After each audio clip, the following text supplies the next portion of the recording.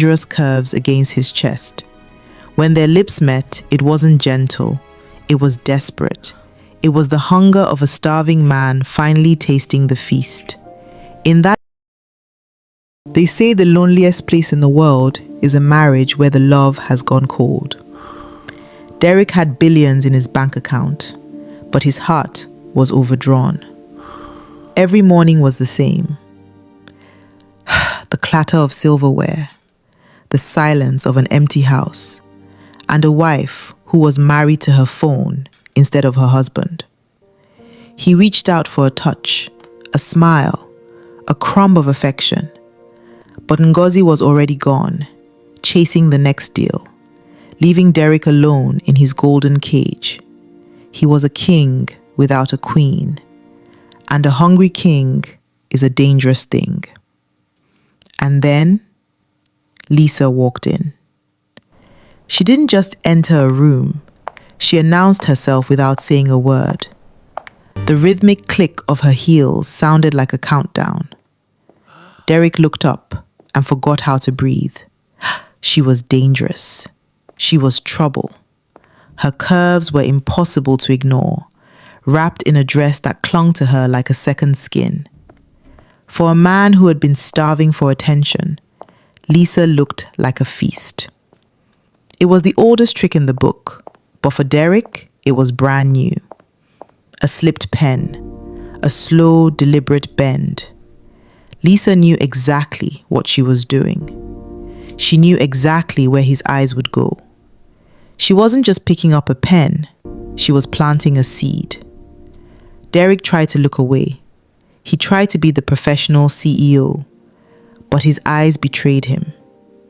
He watched the fabric strain against her figure, and for the first time in years, he felt his pulse race. She didn't respect his personal space. In fact, she invaded it. She leaned over his shoulder, closer than any employee should ever be. Her perfume was heavy, sweet, and intoxicating. It filled his senses, drowning out his logic. She whispered corrections in his ear, her breath warm against his neck. Every brush of her arm, every accidental touch sent a jolt of electricity through him. He was drowning, and she was the water. Night fell, and the city lights flickered on. The phone buzzed, another cancellation from his wife. Another empty night. But this time, he wasn't alone. Lisa appeared in the doorway like a shadow in the dark. No files, no laptop. Just 2 glasses of wine and a look that promised everything his wife denied him. She offered him a drink, but they both knew she was offering much more than wine. Derek looked at the glass. He looked at her silhouette. And he made the choice that would cost him everything. One late night turned into 2. 2 turned into a week. The office became their little world. Outside, the rain fell and the city slept. Inside, the air was thick with unspoken words. Lisa wasn't just a secretary anymore. She was his confidant. She listened when he spoke about his dreams. She laughed at his dry jokes. She filled the silence that Ngozi left behind. And Derek, starved for kindness, drank it up like water in a desert. It started with a touch. A hand brushing against a hand reaching for a file. A knee bumping against a knee under the desk. Simple accidents, perhaps, but Lisa knew better.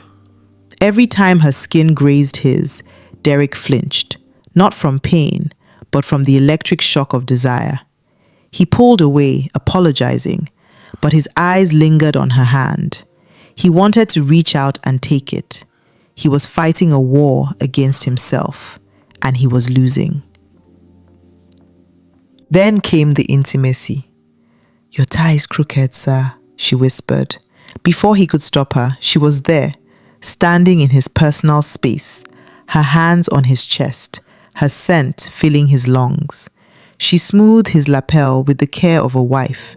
She looked up at him through her lashes, her lips parted slightly. Derek stood frozen, his heart hammered against his ribs, loud enough for her to hear. He should have pushed her away. He should have thought of his vows, but all he could think about was how soft her hands felt. The elevator ride down from the 30th floor takes exactly 45 seconds, but that night it felt like a lifetime. Just the two of them in a steel box. The world was shut out. The tension was so thick it was suffocating.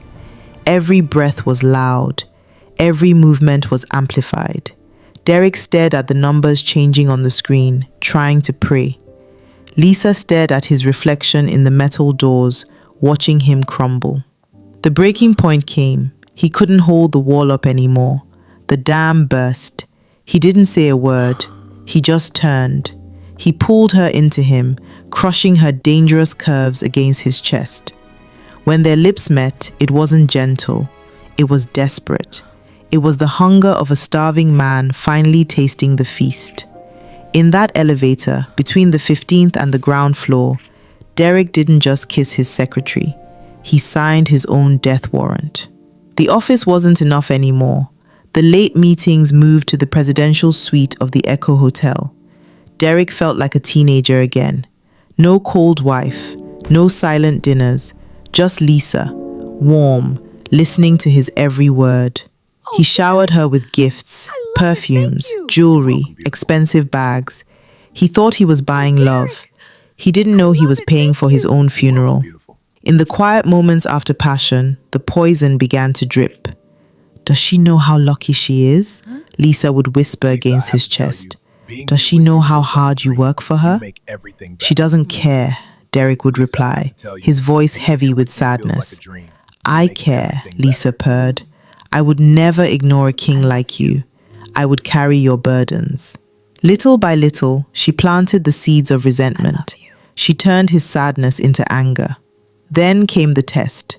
Derek was drowning in work. The merger was next week. The stress was eating him alive. "Let me help you, baby," Lisa said softly. "Give me access to the private server.